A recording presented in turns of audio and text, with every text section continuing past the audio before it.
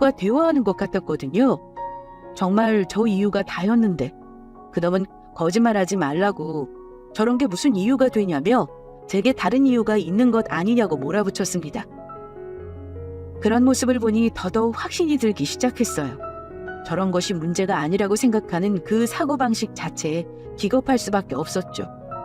이래서 가정환경이 비슷한 사람들끼리 만나라고 하는 건가? 가정환경이라는 것이 꼭 경제적인 조건이 아니라 그 집안 분위기를 말하고 있구나라는 걸 제가 저때 깨달았습니다. 너무 늦게 깨달은 것이었죠. 저는 상황이 이 정도까지 가니 이제는 부모님한테 말씀을 드려야겠다는 생각이 들었어요. 이러한 문제가 있는데 나는 이게 큰 문제라고 생각을 한다. 이게 해결되지 않는다면 결혼을 하는 게 좋은 선택이 아닐 거라는 생각이 든다고 말입니다. 제 이야기를 들은 부모님도 그렇다면 생각을 다시 해보는 게 맞다고 제 의견에 동의하셨어요. 그렇게 저는 또다시 그놈과 시간을 갖게 되었습니다. 그때는 꽤 긴 시간을 가졌던 것 같아요.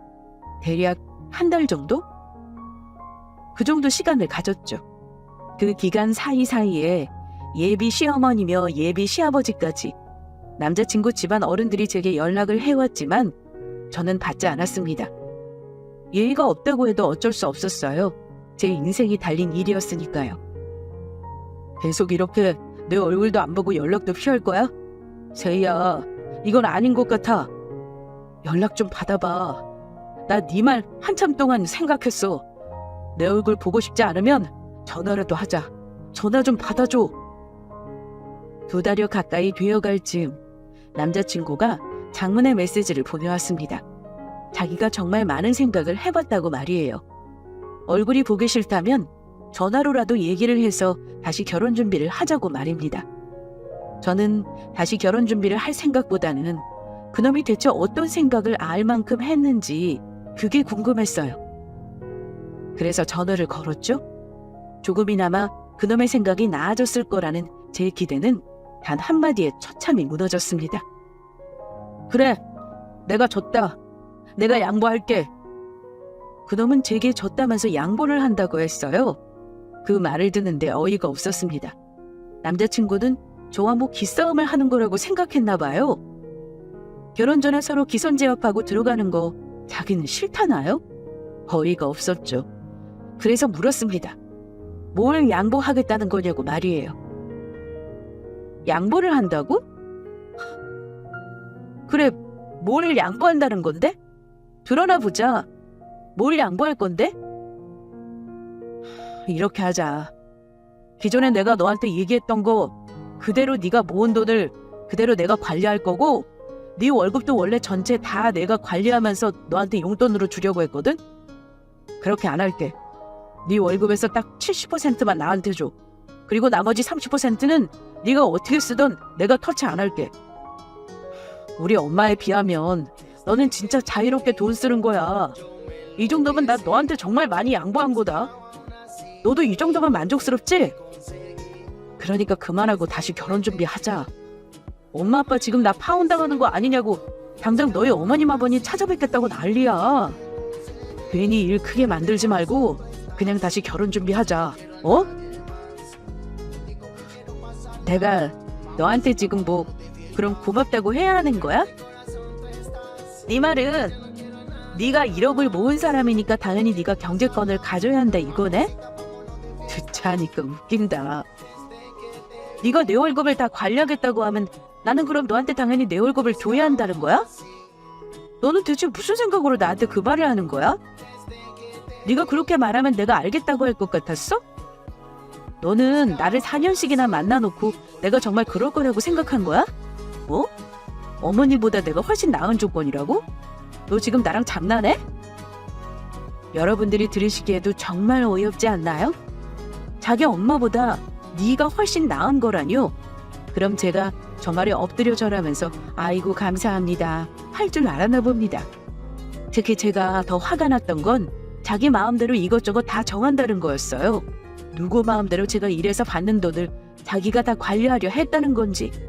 저 때 통화하면서 확실히 생각이 들었습니다. 이 결혼은 끝이다. 파혼하자라는 생각 말이에요.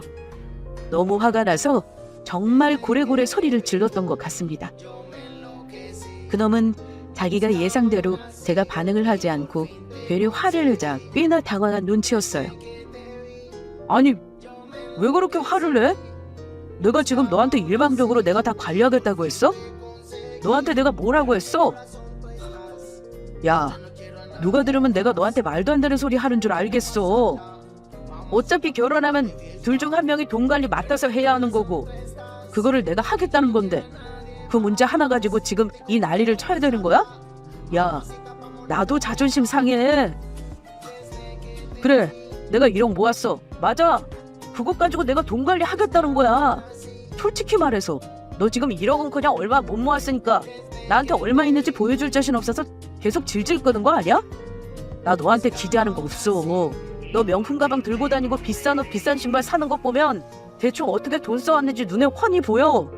내가 너한테 뭐 기대하고 계속 돈 관리 내가 할 테니 모은 돈 보내달라고 한 줄 알아? 저요, 제가 무슨 명품에 미친 여자도 아니고 제가 갖고 있는 명품 가방이라고 해봤자 2개입니다.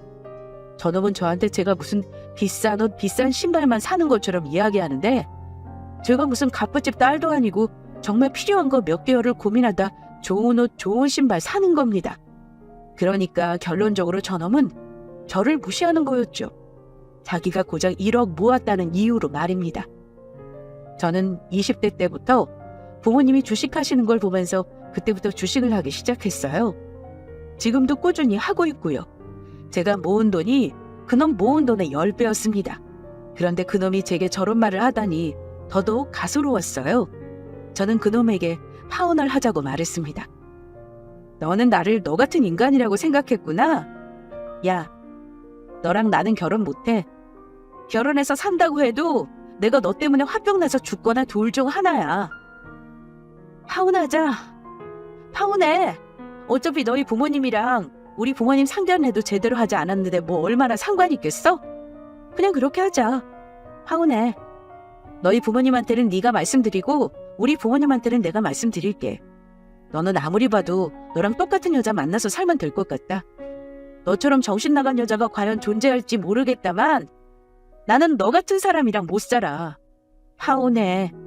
그리고 너 나한테 네가 1억 모은 것 가지고 네가 돈 관리하는 게 당연하다고 했지? 너 지금 카카오톡으로 내가 보낸 것 좀 봐봐. 이게 내가 모은 돈이거든? 그런데 나는 너처럼 안 했어. 알아? 어쨌든 나는 너랑 파혼할 거야. 그리고 미리 말하는데 회사든 우리 집이든 찾아오지도 말고 연락하지도 마. 이렇게 전화로 헤어지는 거 참 최악이라고 생각했는데 너랑은 전화로 헤어지는 것도 내가 그나마 참은 거야. 나 지금 네 목소리도 듣기 싫어. 알아? 어쨌든 나는 얘기했어. 우리 파혼하자. 너도 나 같은 여자랑 살기 힘들 것 아니야. 안 그래? 나 끊는다. 저는 너무 열이 뻗쳐서 그놈한테 제 계좌에 있는 잔고를 캡처한 뒤 보냈습니다. 그리고 파혼하자고 단단히 못을 받고 전화를 끊었죠. 얼마 지나지 않아 그놈은 제 계좌로 1원씩 입금하기 시작했어요. 왜 계좌에 돈이 들어오면 핸드폰에 금액이랑 입금자 그리고 입금자가 작성한 내용도 같이 뜨잖아요. 제가 그놈과 전화를 끊자마자 바로 카카오톡이며 전화번호, 그놈 부모님 연락처까지 싹 다 차단해버렸거든요. 그러니 저랑 연락할 방법을 찾다가 그놈이 계좌에 1원씩 보내는 걸 선택한 것이었죠. 세희야, 내가 너무 감정적이었어. 우리 만나서 얘기하자. 등등 내용은 똑같았어요. 제발 만나서 이야기하자. 네가 그럼 경제권 잡고 관리해라 라는 내용이었죠. 제가 미치지 않고서야 그놈을 다시 만나겠어요? 하다못해 쪼잔하게 1원씩 보내면서 만나자고 하는데 정말이지? 세상에 그런 찌질한 놈이 어디 있을까 싶더군요. 여러분은 저런 인간이 1원씩 보내면서 제발 다시 만나자고 하면 만나실 건가요? 절대 아니잖아요. 저런 인간이랑 결혼하면 어떨지 앞날이 훤히 보이는 게 결혼할 리가 있겠냐고요. 그렇게 제가 연락도 받지 않고 아무 반응이 없자 그놈은 이제는 SNS에서 질척거리기 시작했습니다. 세희야, 너랑 나랑 만난 시간이 4년이야, 4년. 결혼 준비하면서 잠깐 의견 안 맞은 것 가지고 우리가 만나온 시간을 그렇게 쉽게 버릴 거니? 세희야, 내가 너한테 얘기한 거 그거 진심이야. 나 너한테 용돈 받았었으면서 살게. 네가 돈 관리 다 해. 네가 싫다고 하면 우리 아빠도 안 보고 살게. 나 네가 하라는 대로 다 하고 살 테니까 우리 제발 다시 만나자. 나 너 아니면 결혼하고 싶지도 않고 결혼할 생각도 없어. 아니, 살고 싶지도 않아. 세희야, 오늘 너희 회사 앞에서 기다릴게. 제발 얘기 좀 하자. 나 지금 아무것도 먹지도 못하고 잠도 못 자. 너도 나 힘든 거 싫을 거 다 알아. 기다릴게. 질척. 무슨 호떡 반죽도 아니고. 참네. 웃긴 게 차라리 제가 생각하는 시간을 갖자고 했을 때 그때 저랬다면 제 마음이 조금이라도 흔들렸겠죠. 그런데 제 통장 잔고를 보고 졌다 이러고니까 너무 재수가 없었어요. 속이 너무 훤히 보이잖아요. 돈 있는 거 보고 저렇게 태세 전환을 하는데 바보가 아니고서야 저런 말에 속아 넘어가겠습니까? SNS로 쪽지를 보내는 것뿐 아니라 아주 여론몰이를 하더라고요. 자기 SNS에 죽을 것 같다는 둥, 나는 너를 사랑했다라는 둥. 참네. 아주 온갖 불쌍한 척을 다 하면서 무슨 일이 있냐고 댓글을 다는 지인들에게 그냥 여자 때문에 이렇게까지 자기 인생이 망가질 줄 몰랐다나? 뭐 그딴 소리를 하는 거예요. 그 꼴도 보고 싶지 않아서 SNS까지 차단해버렸네요. 그리고 그날 퇴근 시간에 회사 건물 밖으로 나서니 정말 그놈이 있었습니다. 그런데 분명히 저한테 먹지도 못하고 잠도 못 잔다고 했잖아요. 여러분도 그거 기억하시죠? 멀리서 보는데 그놈이 삼각김밥을 허겁지겁 입에 쑤셔 넣으면서 저희 회사 정문을 보더라고요. 뻔하죠. 못 먹고 못 자기는요. 얼굴이 반질반질 혈색 좋던데요.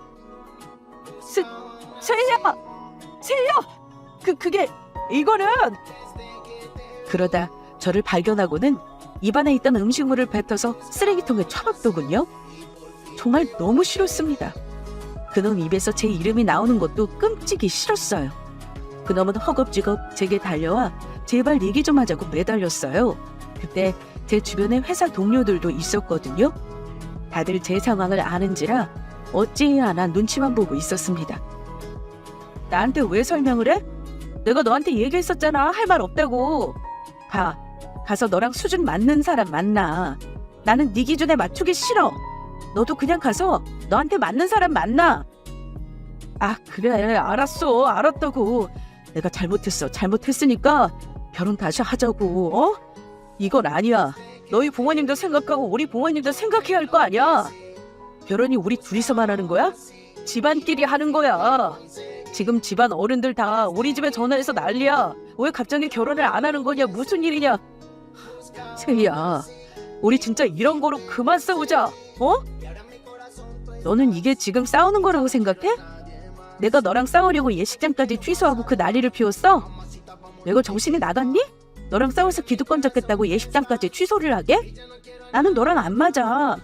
너랑 살았다가는 내 인생 말아먹을 것 같아서 너랑 파혼하겠다는 거야. 나는 우리 부모님한테 이혼하는 걸 보여드리고 싶지가 않아. 알아들었지? 알아들었으면 그냥 내 앞에 나태하지 마. 마지막까지도 정신 못 차리는 그놈을 일부러 사람들 앞에서 개망신 주었습니다. 그렇게라도 해야 이놈이 제 인생에서 떨어져 나갈 것 같았거든요.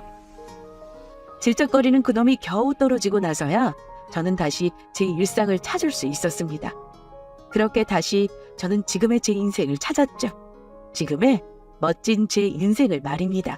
안녕하세요, 구독자 여러분. 저는 결혼 2년차에 이혼한 직장인입니다. 참다 못해 이혼한 지 이제 딱 1년째이고 여기 계신 인생 선배님들에게 제 사연을 들려드리고자 합니다. 결혼 사연이 파탄에 이르게 된 건 한 가지 이유만은 아니었습니다. 그 중에서 제일 큰 이유는 물론 남편 놈이겠죠.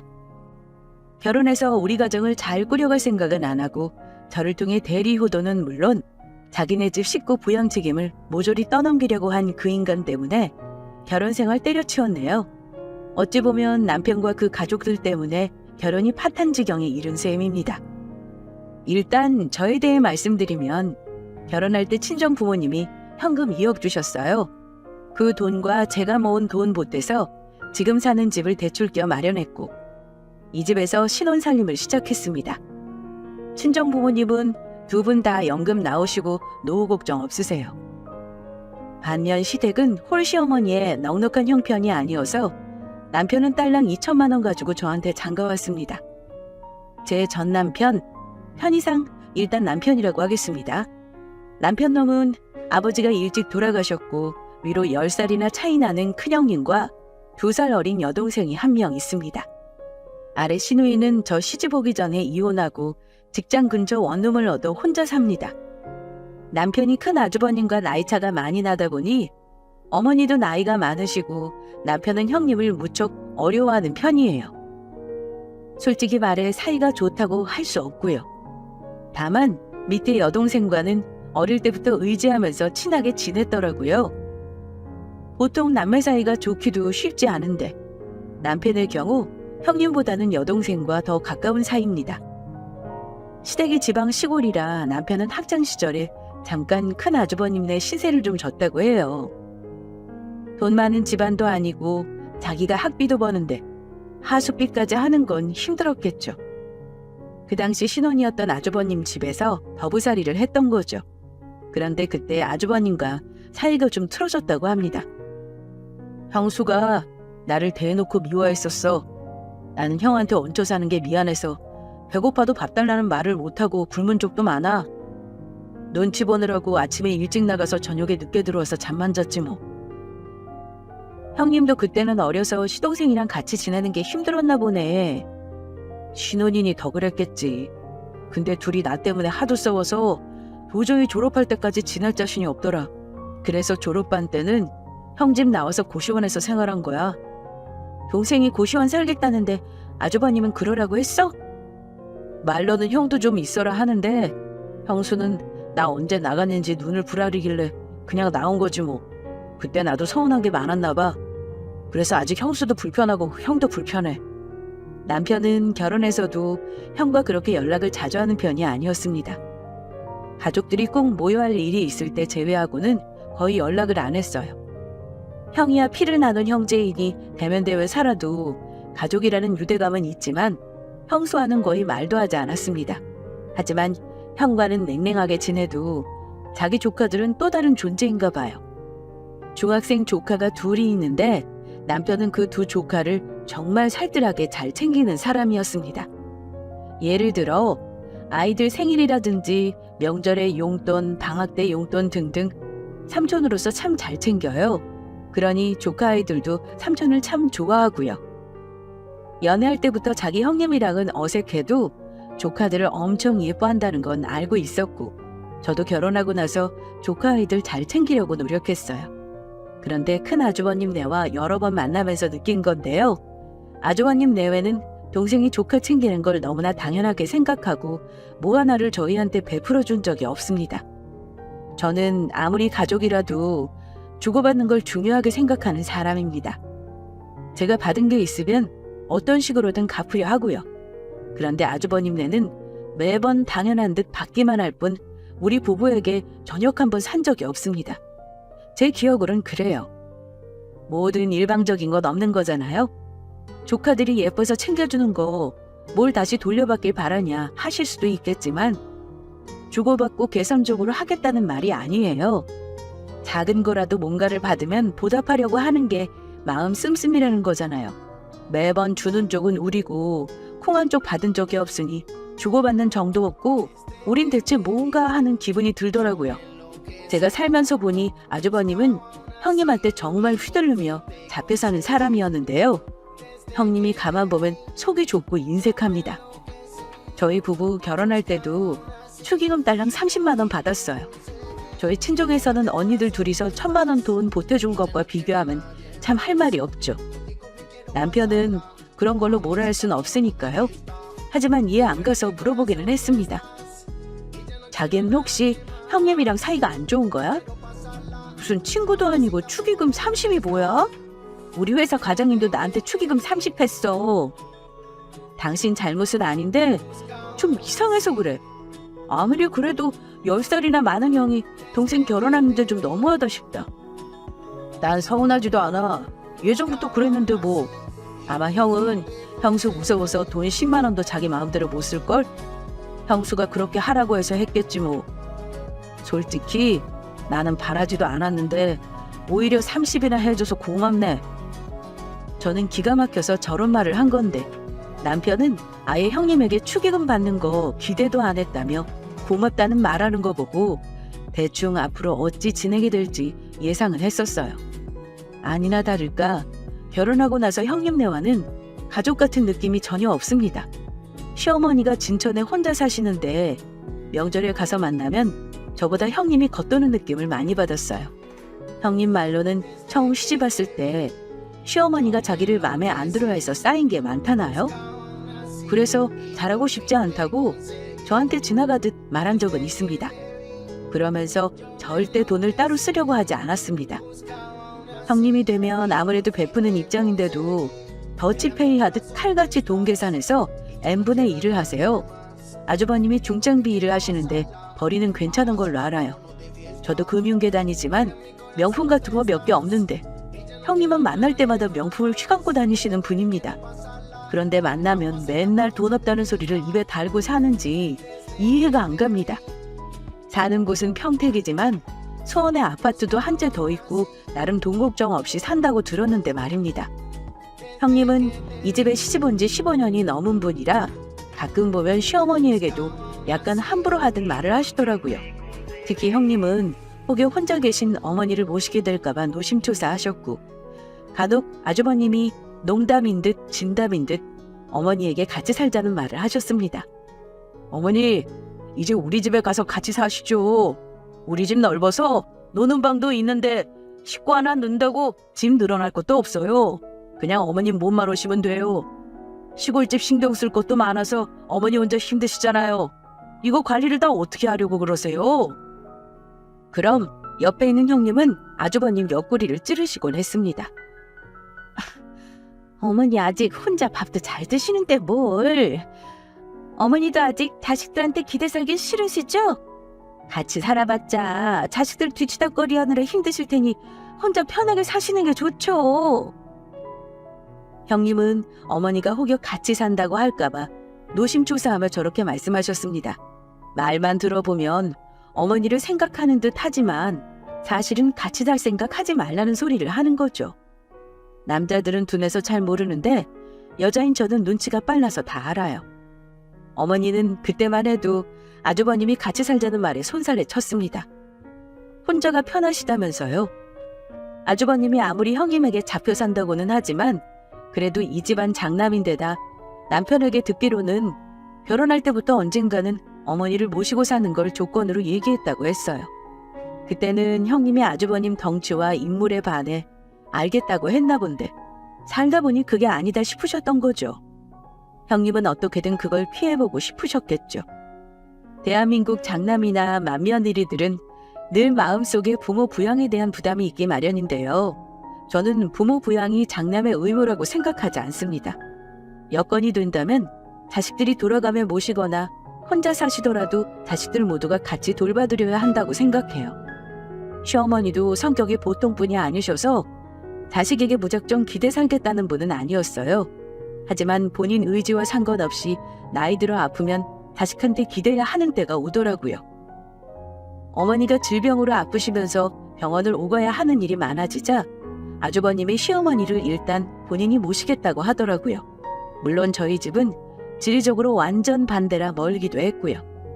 저는 형님네서 어머니를 모시면 저라도 자주 찾아뵙고 챙겨드려야겠다 결심했어요. 같은 며느리 입장에서 시모 모시는 결심한 형님이 심란한 마음일 거 예상도 했고요. 미리 말씀드리지만 우리 아주버님 내외는 시모를 딱 1년 모시고 내쫓다시피 했습니다. 형님은 시어머니를 모시기 시작하면서 제가 몰랐던 포악한 모습을 보여주기 시작했습니다. 장남인 아주버님이 시모를 모실 수밖에 없는 상황이라는 걸 수긍은 하면서도 어떻게든 피해보려고 아랫동서인 저를 괴롭히기 시작했어요. 괴롭히기만 한 게 아니라 부어 삼기도 하고 안 되면 엎어도 놓고 그랬죠. 형님은 시어머니 모시면서 저한테 하루 걸러 하루 꼴로 전화를 해서는 저한테 하소연을 했습니다. 동서, 계속 이렇게 우리가 모시고 살 수는 없어. 장남한 자식이야? 결혼한 지 얼마 안 된 동서한테 내가 이런 말하는 거 미안하긴 한데 나는 결혼한 지 15년이 넘는 사람이야. 동서는 모르겠지만 우리 어머니 몇 년 전만 해도 대단했다? 지금은 아파서 풀 죽은 거야. 나한테 얼마나 시집살이 시키셨는 줄 알아? 이렇게 계속 사느니 이혼하는 게 낫겠어. 이혼해서 애들 다 두고 나만 나가서 살아버릴까 봐. 내가 어머니 모시는 게 그렇게 싫다 했는데 고생 좀 해보라지? 이런 전화를 수십 통은 받았을 겁니다. 듣기 좋은 꽃노래도 한두 번이면 질리는데 나중에는 형님 전화번호가 뜨기만 해도 가슴이 쿵쾅거릴 정도였습니다. 처음에는 적당히 맞장구 쳐드렸어요. 형님, 정 힘드시면 어머님 저희 집에 계셔도 돼요. 병원 가시는 날만 제가 모셔다 드리면 되잖아요. 내가 그걸 말 안 해봤겠어? 잘난 큰아들이 자기 얼굴이 동생한테 뭐가 되냐고 그걸 싫으시단다. 저러고 아프시니 주간보호센터에 보낼 수도 없고 하루 종일 전양반하고 같이 있으니까 나도 미칠 지경이야. 동서가 서방님한테 말 좀 해줄 수 없어? 형하고 번갈아서 모시자고 말이야. 네, 제가 신랑한테 한번 얘기해 볼게요, 형님. 형님은 시어머니 모시는 거 자기 일이라 생각은 하면서도 하기가 싫으니 저에게 불같이 화도 내고 짜증도 내고 또 저를 구슬려 다른 방법을 찾아봐 달라 부탁도 하셨습니다. 나중에는 그런 형님이 딱하게 느껴지기까지 하더라고요. 형님 성격에 분명히 어머니에게 싫은 티를 무지막지하게 냈을 텐데 시어머니도 딱했고요.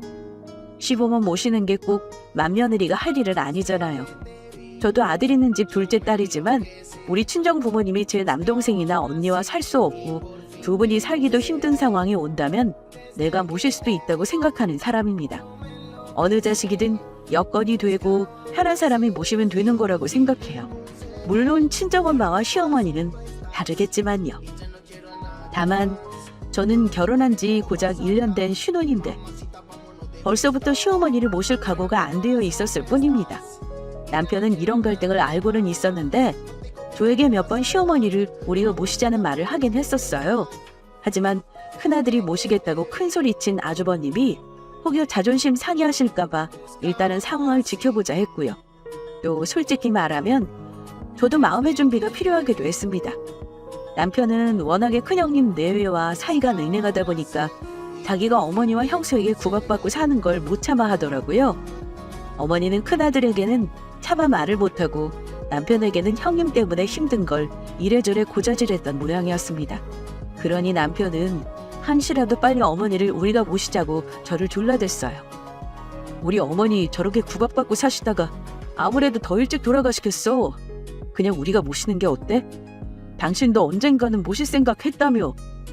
당신 말대로 꼭 장남이 모시라는 법은 없는 거잖아. 그러니까 내일 당장이라도 모시고 오자. 모든 일이 순서가 있는 법인데 당신 혼자 뭐가 그리 급해? 그렇게 어머니 당장 모시고 오면 형님은 좋아하시겠지만 아주머니 입장이 뭐가 돼? 그리고 내 입장은 생각 안 해? 상황이 여의치 않는다면 내가 모실 수도 있다고 생각해. 하지만 결혼한 지 고작 우리 1년이야. 우리 둘만의 시간도 아직은 필요하고 아이 가질 생각도 해야 하는데 나도 시간이 좀 필요해. 그런 거야 같이 살면서 생각해도 되는 거잖아. 암튼 당신이 기왕 마음 너그럽게 쓰는 김에 어머니 우리가 모시는 걸로 생각해봐.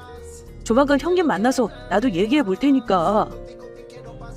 막상 남편이 어머니 모시는 문제로 저를 채근하니까 은근히 얄밉더라고요.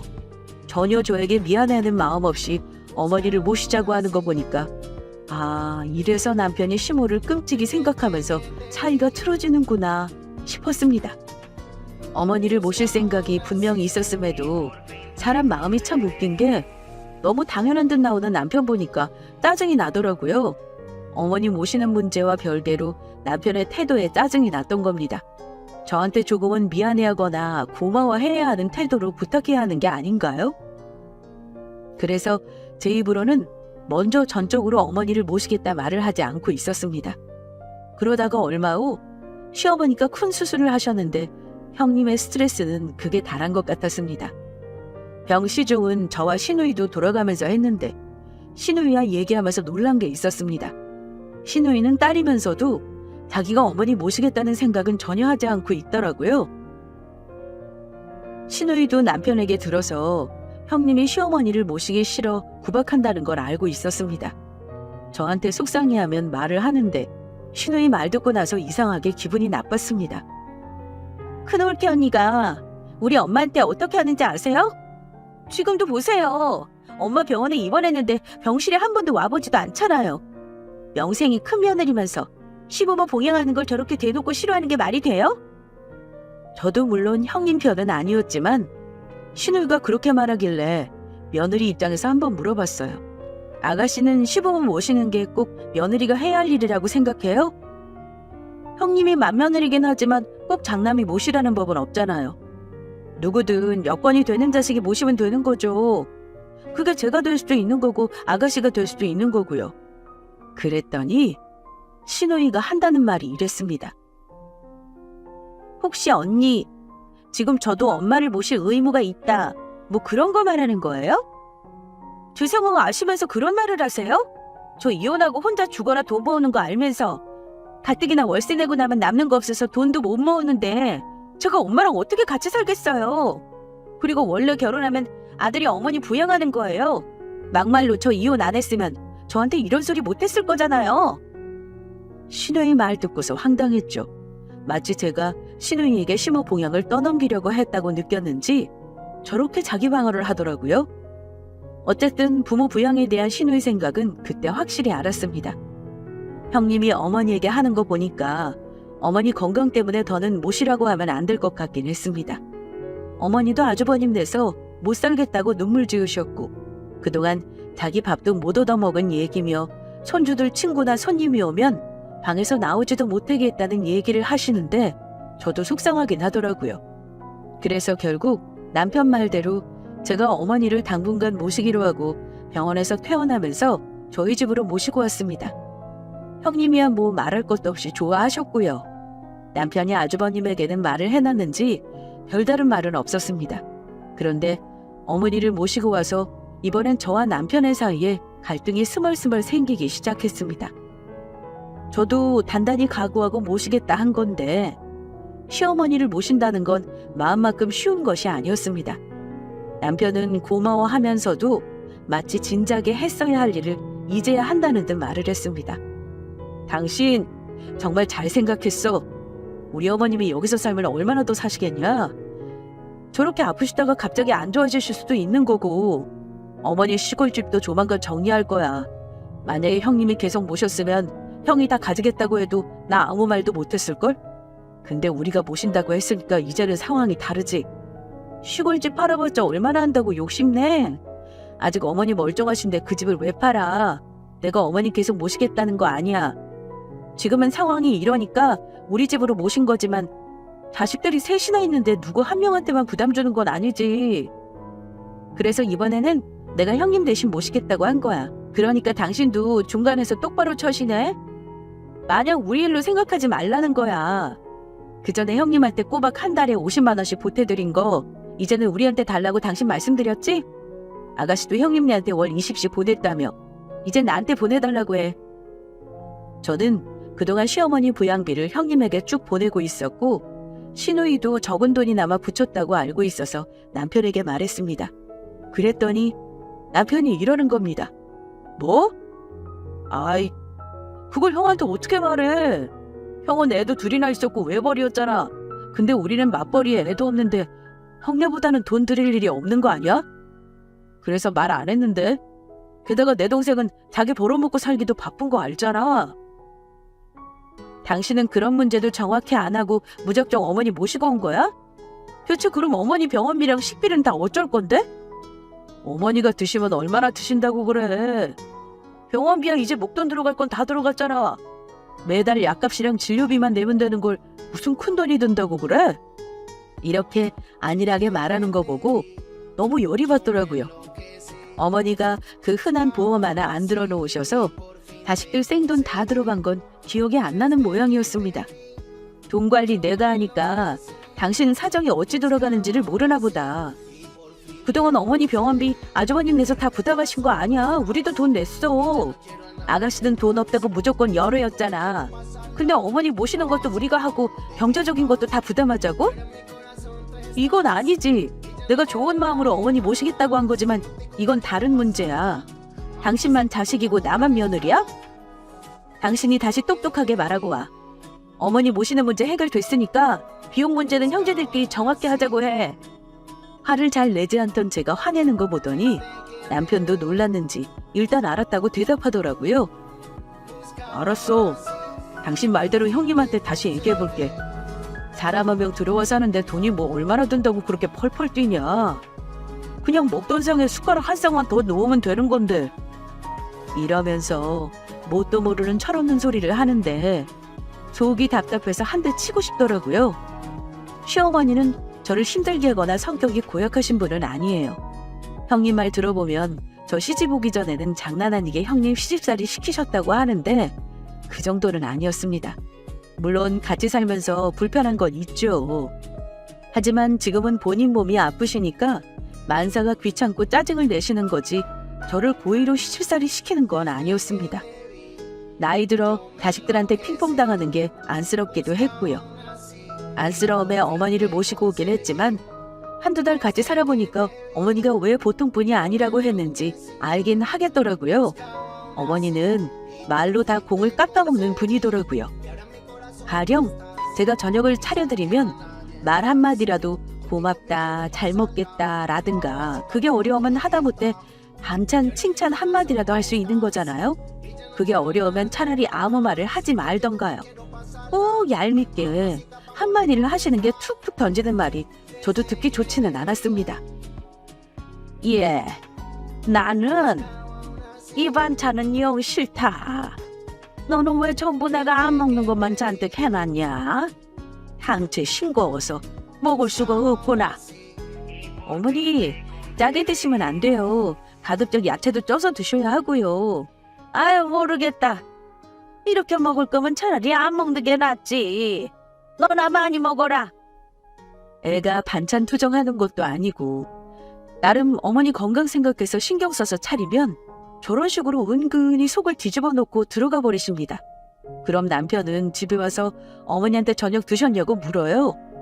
어머니가 안 먹었다고 얘기하면 남편이 어찌하겠어요? 저를 나무랍니다.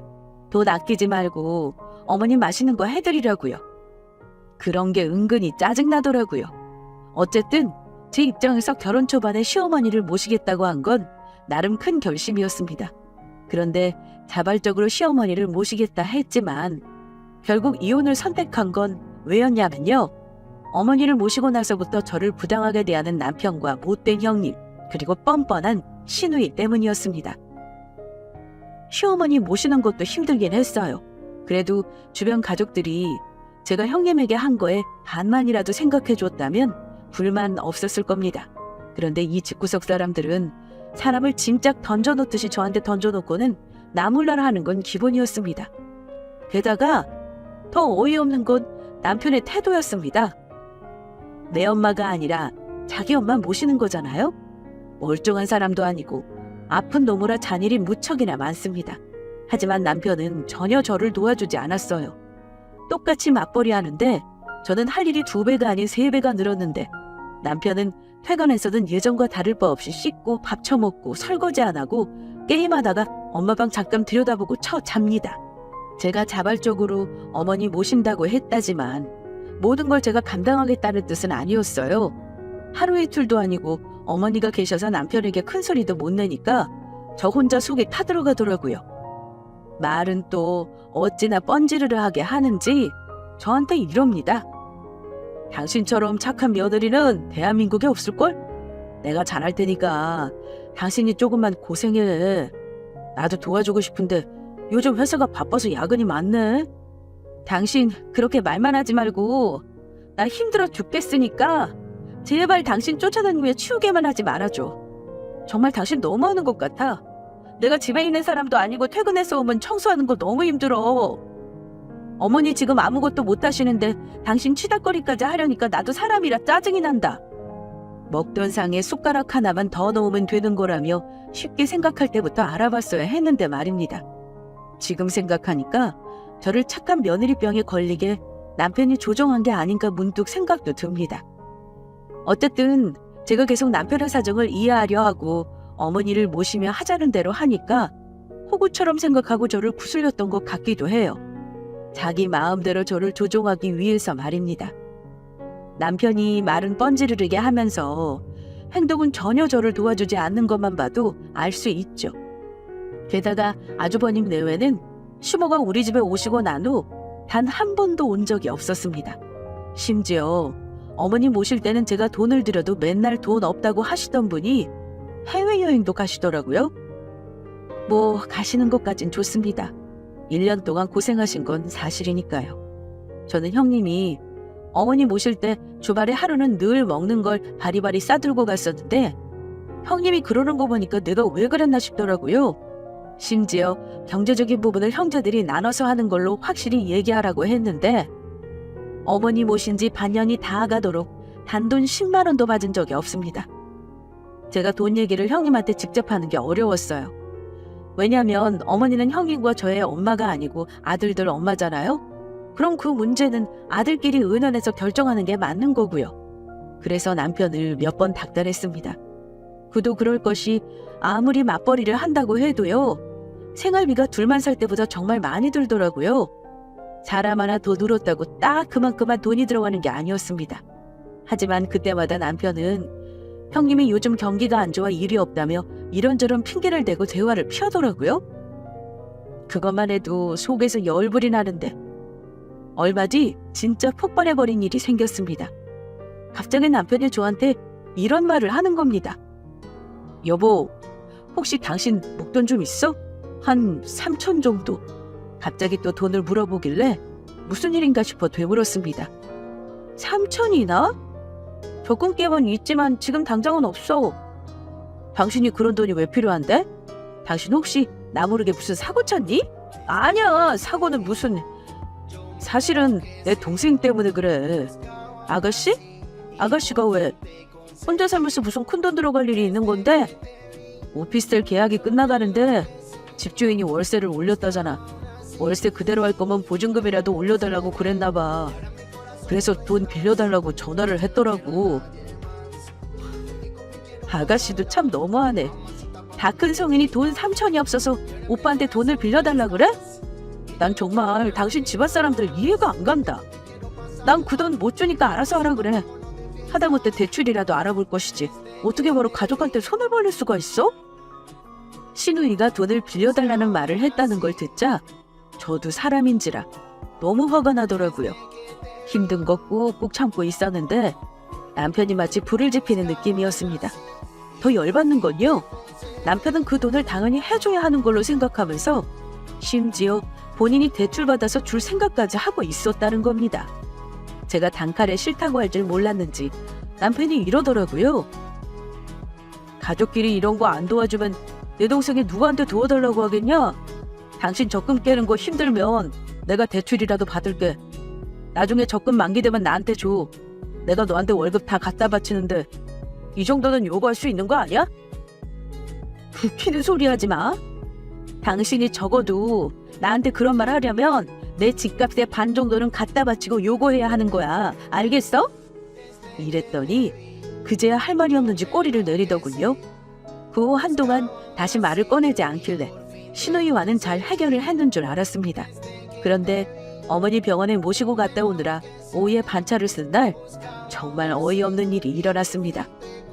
어머니 간식까지 챙겨드리고 집 청소에 반찬까지 만들고 한숨 돌리나 싶었는데 남편이 말도 없이 시누이를 데리고 집에 왔더라고요. 그때부터 뭔가 느낌이 불길했습니다. 그런데 다짜고짜 집에 온 시누이는 저한테 눈인사만 대충 하고는 우리 집 안방문을 예의 없이 휙 하고 열더니 이러더라고요. 이제 나 오면 엄마랑 나랑 이 방 쓰면 되겠다 오빠. 엄마랑 혼자 문간방 쓰는 거 마음 아팠는데 나 오는 김에 옮기면 좋잖아? 시누이 말 듣고 대체 뭔 일인가 싶어 물었습니다. 아가씨, 우리 집에 오겠다뇨? 안방을 쓴다는 건 대체 뭔데요? 지금 나 모르게 둘이 뭘 얘기한 거예요? 그랬더니 남편이 사람 좋게 허허 웃으며 이지랄을 하네요. 여보, 사실은 내가 미리 말하려고 했는데 이렇게 됐어. 내 동생 그냥 우리 집에 당분간만 같이 살자. 아무래도 그 돈 당신이 안 주면 방법이 없는데 어떡해. 동생이 또 빚을 낼 수는 없잖아. 그럼 돈 모으기 힘들어서 안 돼. 내 생각에 딱 2년 정도면 목돈 모아서 나갈 수 있지 싶어. 내 동생 오면 어머니도 좋으실 테고 당신도 좀 편하지 않겠어? 남편이 이런 개소리를 하는데 옆에서 신우이가 한다는 말이, 언니, 근데 나 들어오면 어차피 언니가 방 있는 가구 다 빼야 하니까 도배만 새로 해주면 안 돼요? 그래도 쓰던 방이라 좀 찝찝해서 그래요. 내가 엄마랑 둘이 넓은 방 쓸게요. 두 남매가 김칫국 들이키는 소리를 듣자 하니 머리가 지끈거리더라고요. 이 집구석은 정말 이상하구나. 남편 놈도 그렇고 아주버님도 그렇고 신우이까지 나를 호구로 아는구나 싶었습니다. 둘 다 누구 맘대로 내 집 들어와서 안방을 쓴대? 당신은 내가 호구로 보여? 이러다가 나중에는 내 집까지 내놓으라 하겠다? 아가씨, 대체 몇 살이에요? 나이 30 다 돼가면서 결혼한 오빠한테 이렇게 기대서 살 생각을 하냐고요. 당장 나가세요. 언니, 오빠가 허락한 건데 왜 토를 달고 그래요? 내가 영원히 이 집에 눌러 살겠다는 것도 아니고 딱 2년 동안만 돈 모으겠다는 건데 도저히 월세 내면서 돈을 못 모으겠어서 그래요. 아가씨, 그럼 하나만 물어볼게요. 내 집에 들어와서 생활비는 낼 거예요? 얼마 낼 건데요? 제가 생활비 얼마 낼 거냐 물어보니 갑자기 멈칫하더라고요. 그게 뭐겠어요. 신우이는 내 집에 들어와서 먹는 거며 관리비며 아껴서 돈을 아낄 심상이었던 겁니다. 그때 남편이 끼어들어 제 어깨를 잡고 이러더라고요. 자, 그만들래. 여보, 내가 미리 말 못한 건 미안해. 다음 주에 짐 빼기 전에는 얘기하려고 했어. 근데 동생이 안방 가고 사이즈 재봐야 한다고 오늘 와야겠다 그러잖아. 여보, 미안해. 당신 그동안 어머니 모시느라 애쓴 거 내가 다 알아. 그러니까 한 번만 봐줘. 쫓아내진 않을 거지? 우리 마누라 세상에서 제일 착한 거 내가 안다니까. 이러면서 또 허허 실실 넘어가려고 하길래 도저히 안 되겠다 싶었습니다. 입에 발린 말하면서 저를 피말려 죽일 수도 있겠구나 깨달았거든요. 내가 착하다고? 웃기는 소리 하지 마. 당신 말은 그렇게 하면서 사람 은근히 말려 죽이는 재주가 있는 사람이야? 왜 내가 지금 할ся 그걸 알았을까? 내가 착하게 대해주니까 호구인 줄 아네? 어머니는 그렇다 쳐. 내가 안쓰러워 모신다고 한 거니까 그건 내가 힘들어도 할 말이 없어. 근데 지금 이 말도 안 되는 경우는 대체 뭐니? 죽었다 깨나도 아가씨까지 책임 못 지니까 그렇게 안쓰러우면 당신이 밖에서 방 얻어주던지 둘이 같이 나가 살던지 해. 아니지? 그냥 전부 내 집에서 나가. 이 집 내 집인데 내가 뭐하러 이 지랄을 해야 하지? 당신 왜 그래? 딱 2년인데 그것도 안 된다는 거야? 1년이고 2년이고 다 싫어. 당신한테도 질리고 당신 가족들한테도 정말 질린다. 우리 이제 그만하자. 당신하고 결혼 생활 때려치울래. 다 싫으니까 전부 데리고 당신이 나가서 살아. 그랬더니 옆에 있던 아가씨는 언니가 이럴 줄은 몰랐네요. 큰 올케 언니도 그러더니 언니도 다를 게 없네. 이러면서 제 속을 한 번 더 뒤집었고요. 아가씨는 어머니 딸 아니에요? 여기다 맡겨놓고 몇 번이나 왔다고 그런 말을 해요? 그렇게 걱정되면 아가씨가 모시고 당장 내 집에서 나가요. 지금 집 가지고 협박하는 거예요? 나가라면 누가 못 나갈 줄 알고? 좋아요. 오빠랑 이혼하면 언니만 이혼은 딱지 붙고 손해줘. 어디 맘대로 해보세요. 올케는 배짱을 부리며 어머니 방으로 가더니 옷을 입혀 나오더라고요. 진짜 나가려고 하면 제가 붙잡을 줄 알았나 봐요. 저는 나가려는 올케 손에 어머니 가방까지 들려줬습니다. 그랬더니 기가 막혀하며 남편을 한번 쳐다보더니 제 발로 나가긴 하더라고요. 남편은 안절부절 못하고 서 있더니 동생이 나가자 쫓아나가더라고요. 뭐 신우이 집으로 갔겠죠. 힘 안 쓰고 3명을 그렇게 쫓아냈습니다. 저 그 길로 현관문 비밀번호 바꿔버렸습니다. 남편은 신우랑 어머니가 저 때문에 화가 많이 났다면서 저더러 모시고 오라는 개소리를 하며 연락을 해왔더라고요. 그래서 제가 그랬습니다. 집에 들어올 생각하지 말고 거기서 기다려. 내가 이혼 소장 날려줄 테니까. 합의 이혼할래? 아니면 위자료 얹어서 소송당해볼래? 제가 이혼하겠다는 게 장난이 아니라는 거 알자? 저한테 미안하다면서 빌더라고요. 여보, 내가 정말 미안해. 당신이 싫다면 그냥 동생 알아서 살려고 할게. 없었던 일로 하자. 없었던 일이 되겠니? 이미 나는 마음 돌아섰으니까 이혼 서류 갈 때까지 연락하지 마. 며칠 동안 연락을 안 받았더니 하루는 회사 근처까지 찾아와서 울면서 이혼만은 안 된다 했지만 저는 우는 남편에게 정식으로 합의 이혼서 내밀었습니다. 조용히 갈라서 주지 않으면 골치 아프게 해주겠다고요. 며칠 동안 시간 줄 테니 서명해서 달라고 하고 저는 자리에서 일어나 나와버렸습니다. 제가 짧은 결혼 기간 동안 모은 돈 정확히 계산한 거 보내고 이혼 절차를 문자 보냈더니 답이 없다가 결국 일주일이 지나 저에게 도장 찍은 이혼 서류를 줬습니다. 돈 들여가며 이혼하는 것보단 낫겠다 생각한 거겠죠? 아이가 없었던 저희는 숙려 기간도 짧았어요. 결국 저희는 합의 이혼으로 짧은 결혼 생활을 끝냈습니다. 남편과 모은 돈은 각자 정확히 계산해서 정리했어요. 제가 어머니를 모시며 드린 생활비 계산하니까 1,000만 원이 넘게 썼길래 그건 돌려받았습니다. 아픈 어머니 그렇게 보낸 건 저도 마음이 안 좋아요. 하지만 저만 생각하기로 했습니다. 내 엄마도 아니고 그 집 엄마인데 그 집 자식들이 알아서 하는 게 맞죠? 착한 며느리병 그만하려고요. 그렇게 초고속으로 이혼한 게 작년이고요. 지금은 신혼집에서 혼자 살고 있네요. 친정엄마가 혼자 있는 저 걱정된다며 올라와 계시기도 했지만 다행히 이혼하고 전 남편 놈이 찾아오는 일은 없습니다. 결국 시모는 아주버님대로 들어갔다고 듣긴 했어요. 전 남편 놈은 신우이랑 살든지 어쩌든지 하겠죠? 그 인간 궁금하지도 않습니다. 제가 한 번 더 결혼을 한다면 시어머니를 모시겠다는 객기는 다시는 안 부리려고요.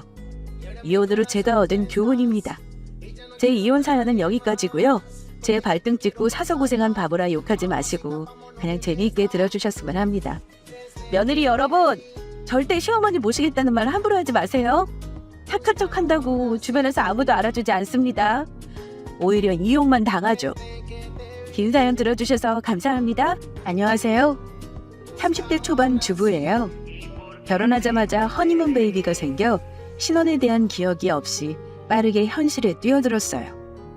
신혼 1년은 즐기고 아이를 낳고 싶었거든요. 임신하면 10개월을 품고 있으니까 나름 신혼은 신혼이었죠. 입덧이 심해서 초반 5개월은 거의 먹지 못했지만요. 입덧 3개월이면 끝난다던데 저는 생각보다 오래 해서 혹시 막달까지 하는 거 아닐까 긴장했거든요. 다행히 5개월 지날 무렵 잦아들었어요. 그렇게 신혼이 아닌 신혼을 보내고 바로 육아로 이어졌죠. 왜 엄마들이 옛날에 뱃속에 있을 때가 제일 효자다라는 말들을 하셨잖아요. 그 말 너무 공감이더라고요. 요즘 세대가 많이 달라졌다는 소리를 하잖아요. 아빠들의 육아 참여가 많이 늘었다고요. 실제로 TV를 보면 다양한 프로그램을 통해 아빠들의 육아 참여를 유도하는 방송이 많아요. 식당을 가거나 지인 이야기를 들어보아도 전보다 아이들 키우는 데 도움 주는 아빠들도 생각보다 많고요.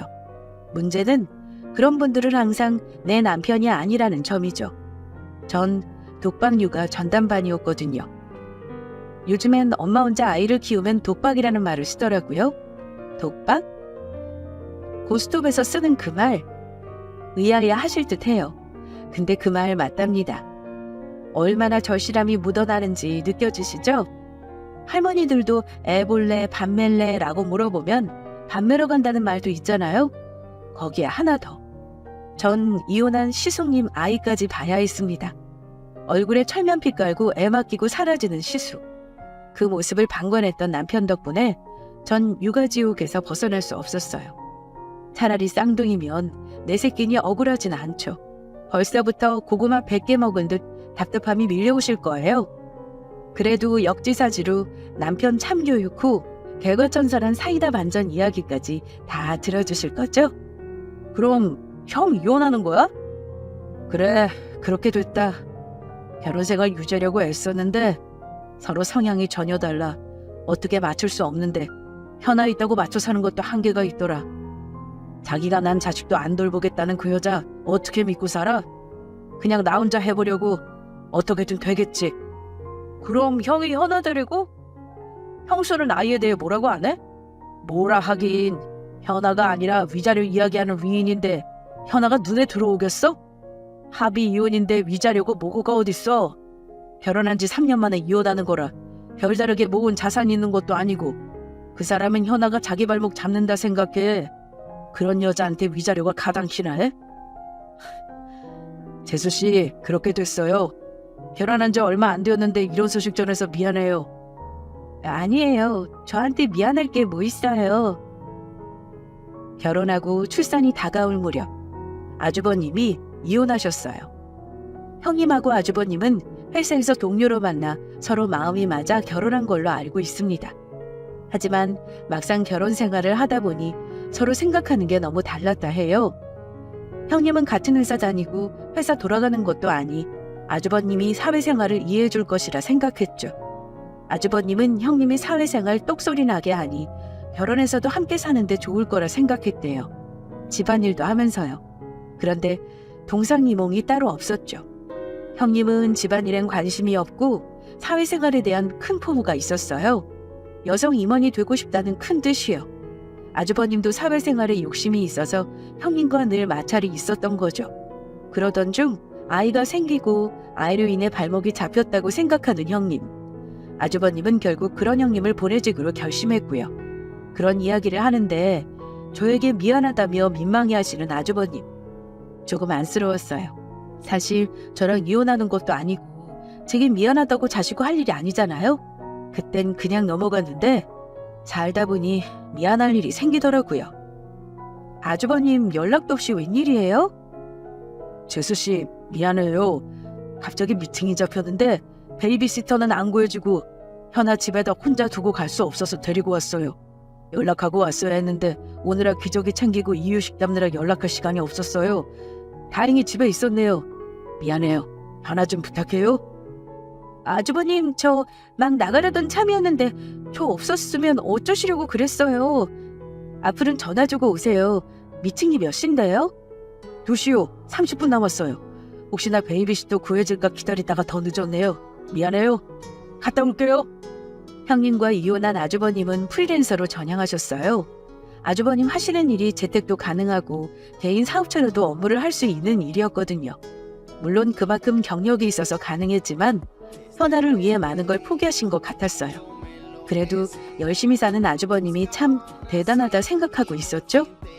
그러던 어느 날 제가 출산한 지 6개월이 지났을 무렵 아주버님이 연락도 없이 급하게 찾아오셨어요. 미팅이 잡혔는데 베이비시터도 안 구해지고 2시간만 볼일 보고 온다는 거였죠. 저는 솔직히 당황했어요. 제 아이와 함께 문화센터를 막 나가려던 참이었거든요. 저 역시 회사를 계속 다니고 싶었어요. 하지만 아이가 클 때 정서적 교류가 중요하다고 남편과 상의 끝에 전업으로 아이를 돌보기로 했죠. 그래서 가능한 한 많은 시간을 아이와 보내고 싶었습니다. 하지만 많이 데리고 나가기엔 6개월 아이라 힘도 들고 일주일에 딱 한 번 외출하는 시간이었거든요. 그런데 그날 하필 아주버님이 조카를 데리고 온 거죠. 당황도 하고 기분도 썩 좋지 못했어요. 조카는 제 아이보다 6개월 정도 빨라서 돌이 지났거든요. 한창 손이 가는 개월수라 제 아이에게 집중할 시간이 없으니 아무래도 마음이 편치 못했죠. 재수씨, 미안해요. 미팅이 길어질 것 같아요. 그래도 저녁까지는 안 할 거예요. 오늘 저녁 하지 마세요. 제가 갈 때 뭐 사갈게요. 미안하고 고마워요. 2시간이면 끝날 것 같다던 아주버님은 결국 남편이 퇴근할 시간쯤 집에 올 수 있다고 전화를 주었습니다. 그동안 저요? 자주 오는 곳이 아니라 조카는 흥분했는지 여기저기 돌아다니기 바빴어요. 제 아이는 6개월이라 아직 낮잠이 필요한 아이였고요. 그런데 조카가 거실을 휘젓고 다니니 낮잠을 잘 수 없어 결국 집에서 아기띠를 매야 했습니다. 낮잠을 안 자면 밤새 칭얼거리고 밤잠 패턴이 바뀌면 며칠 고생하거든요. 집에서 아기띠 매고 제 아이를 재우면서 조카가 집안을 어질고 다니는 걸 뒤따라다니며 수습하고 있었어요. 저희 아이가 깨면 거실 바닥을 기어다니며 손에 잡히는 건 죄다 입으로 가져갈 걸 아니까 치우게 되더라고요. 그렇게 아주버님이 오시는 시간까지 엉덩이 한번 붙이지 못하고 조카 수발을 들어야 했습니다. 재수씨, 고마워요. 많이 힘드셨죠? 덕분에 미팅 잘 끝냈어요. 뭐 더 드시고 싶은 거 주문하세요. 제가 사드릴게요. 현아가 저희 집이 낯설어 그런지 낮잠을 안 자서 밤에 좀 칭얼댈 것 같아요. 미팅 종종 생길 것 같으면 베이비시터 구하는 것보다 집 앞 어린이집에 잠시라도 보내는 게 나은 거 아니에요? 그러긴 한데 그래도 2돌까진 제가 데리고 있고 싶어서요. 말을 하고 의사표현을 해야 보내도 안심되니까. 저녁에 아주버님이 돌아왔어요. 조카 보는 거 힘들지 않냐고 물어보는데 힘들다 대놓고 말하기도 뭐하고 그렇다고 안 힘들었던 게 아니니 빈말로 괜찮다는 말도 못하겠더라고요. 그래서 그냥 애둘러 말했어요. 잠깐이라도 밖에 있어봐야 하면 반나절이라도 어린이집 보내는 거 어떠냐고요. 그랬더니 아주버님은 생각 안 해본 거 아니지만 되도록 2돌까진 혼자 힘으로 버티고 싶다고 하셨습니다. 그 마음은 대단하다고 칭찬하고 싶지만 사실 전업으로 아이를 전담하는 것도 쉬운 게 아니잖아요. 그런데 집에서 재택근무를 하며 아이를 돌본다는 거 사실상 힘들다 생각했어요. 미팅이라도 있는 날이면 이렇게 저에게 맡기고 갈까 미리 걱정이 들기도 했고요. 그런데 그런 저의 의사와 상관없이 남편은 아무 문제 없다는 듯 이야기했습니다. 그래 형, 어린이집 보니까 제대로 된 선생님 만나야 하더라. 말해도 밀고 때리면 속수무책이고 형이 이왕 수고하기로 한 거 베이비시터 구해서 집에서 함께 보면 마음 놓이고 좋지. 그리고 정 안 되면 간간히 우리 집에 애 맡겨도 되고 어차피 제이가 집에서 애 보고 있는데 남한테 맡기는 것보다 마음도 낫지 안 그래? 빈말이라도 고맙다. 애 키우는 게 얼마나 힘든데 너는 몰라서 그래. 그래도 말이라도 그렇게 해주니 남보다 낫다. 속 없는 남편이 아예 대놓고 맡길 데 없으면 저한테 맡기라는 말을 하더라고요. 저는 어이가 없었죠. 그래도 아주버님이 애 보는 게 힘들다는 걸 아시는지 빈말이라도 고맙다고 표현을 해서 저는 정말 그런 줄 알았거든요. 그런데 아니었습니다. 말로는 베이비시터가 안 구해진다는데 제가 볼 땐 구할 생각이 없는 것 같았어요. 오히려 그걸 빌미로 저에게 부탁하는 형식의 느낌을 받았거든요. 구하고 싶지만 한국 사람으로는 잘 안 구해진다. 연령대가 너무 젊어서 한 집에서 같이 있긴 부담된다 등등. 매번 제가 사람이 그렇게 안 구해지냐 물으면 이유도 달랐습니다. 결국 본의 아니게 일주일에 적어도 2~3번은 제가 조카를 보게 되었죠. 제 인내심에도 한계가 점점 차오르고 있었습니다. 제수씨 미안해요. 일을 적당히 받으려 하는데 제가 하는 일이 또 언제 어떻게 될지 모르니까 자꾸 외부 일정이 생기네요. 제수씨한테 미안한 거 아는데 생각처럼 베이비시터도 안 구해주고 미안해요. 그래도 제수씨가 현아 봐주니까 제가 마음 편히 밖에서 일을 볼 수 있네요. 이번 일 잘 되면 제가 근사하게 한턱 쏠게요. 고마워요. 아주버님, 저한테 근사하게 한턱 안 쏘셔도 돼요. 현아 베이비시터나 구하세요. 정 안 구해주면 제가 따로 알아볼까요? 아니에요. 제가 쓸 사람이니 제가 알아봐야죠. 또 구인 공고 저희 동네 올렸으니까 곧 연락 오겠죠. 여튼 고마워요. 다녀올게요. 제가 지금 누구랑 살고 있는 건지 모르겠다는 생각이 들었습니다.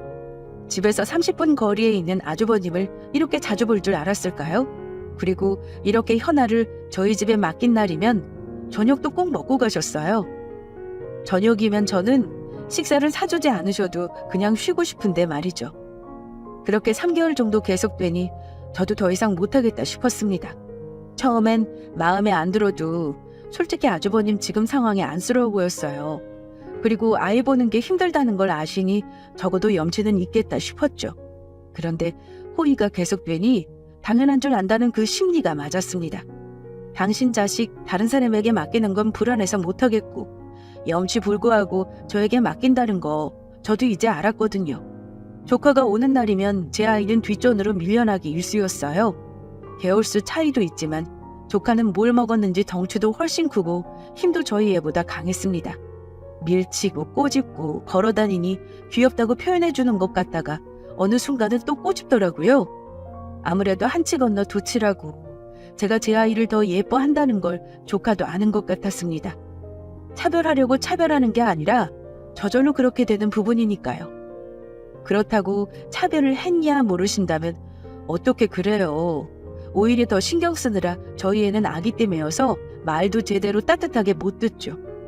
아기 때 매는 것도 조카에게서 제 아이를 보호하기 위함인데 아마 어린애 눈에는 그게 사랑으로 보인 것 같아요. 제가 식사를 준비하려 저희 애를 바닥에 내려놓으면 귀신같이 와 괴롭히기도 했으니까요. 나 이제 더 이상은 현아 못 봐주겠어. 이건 돌아다니는 게 갈수록 더 활발해지니까 내가 예린이를 제대로 볼 수가 없어. 현아는 두 발로 걸어다니면서 온 집안 쑤시고 다니지. 예린이는 이제 물건 짚고 일어나서 손에 잡히는 건 죄다 바닥으로 내덩댕이 치지. 하루가 어떻게 가는 줄도 모르겠어. 그나마 처음에 아주버님이 현아 맡길 땐 오후에 잠깐이면 되었는데 요즘엔 그렇지도 않아. 맡길 때 아예 외출할 일을 싹 다 보고 오면 편하다나? 오전 중 맡기고 가시면 하루 온종일 애 둘을 혼자 봐야 하는데 내가 왜? 대체 왜? 나 이제 더 이상 못 보니까 그런 줄 알아. 왜 그래? 지금까지 잘해줬으면서. 솔직히 현아 안쓰럽지도 않아? 형도 2돌 지나면 어린이집 보낸다 하니까 이제 얼마 남지도 않았는데 지금 와서 그럼 형은 또 어떻고. 그리고 솔직히 애 보는 게 뭐가 힘들다고 그래? 당신이 집안 어지르는 거 싫으니까 따라다니면서 치우니까 그렇지. 애 키우는 사람들 이야기하는 거 들어보면 자기 전에 애들 재우고 딱 한 번만 치우면 된다는데 당신이 너무 일을 사서 하는 건 아니고? 아니 그럼 애들이 어지럽히라는 걸 내버려두라고? 현아는 걸어다니는데 바닥에 뭐 있으면 제대로 피하지도 못해 걸려 넘어져. 얼굴에 상처라도 나면 어쩌려고 그래? 내 애도 아닌데 예린이는 또 어쩌고? 예린이가 손으로 짚고 올라서서 바닥으로 끌어내리는 물건들은 다 위험해서 올리고 또 올려도 자꾸 올라가 죄다 뒤집어 놓는데 그걸 내버려두라고? 내버려두면 현아가 와서 던지고 그러는 걸 대체 알고 하는 소리야? 아이고, 그래서 예린이 동생은 어떻게 나오려고 그래? 애들이 다 그런 거지. 요즘 부모들 그게 문제라더라. 다치고 까져봐야 위험한 거 안다는데 걱정되니까 따라다니면서 이건 위험해, 이건 안 돼 하니까 애들이 오히려 조심성 없고 감을 모른다잖아. 다쳐봐야 감도 알고 알아서 조심하고 그런 거지. 마음 비워. 비우면 되는 거. 애 보는 걸 뭐 힘들다고 이렇게 유난인 건지. 남편은 도무지 이야기가 통하는 사람이 아니었습니다. 나이차가 나면 맑게 알아듣는 아이한테 더 주의할 수 있겠죠. 하다못해 둘 다 내 아이라면 마음이 편히 혼내더라도 혼낼 수 있을 것 같아요. 하지만 아니었습니다. 내 아이가 아니니 혼을 내는 것도 어렵고 주의를 줘도 사실 2돌도 안 된 아이가 뭘 얼마나 알아듣겠나요? 하루 종일 내 아이와 조카 사이를 오가며 위험하지 않도록 정리하는 게 제가 할 수 있는 유일한 일이었습니다. 그런 제가 하는 일이 까탈스럽다고 말하는 남편. 서운한 게 아니라 화가 났어요. 남의 자식은 키워도 좋은 소리 못 듣는다더니 그게 지금 저를 두고 하는 소리구나 싶었죠. 꼭 뻐꾸기 같았어요.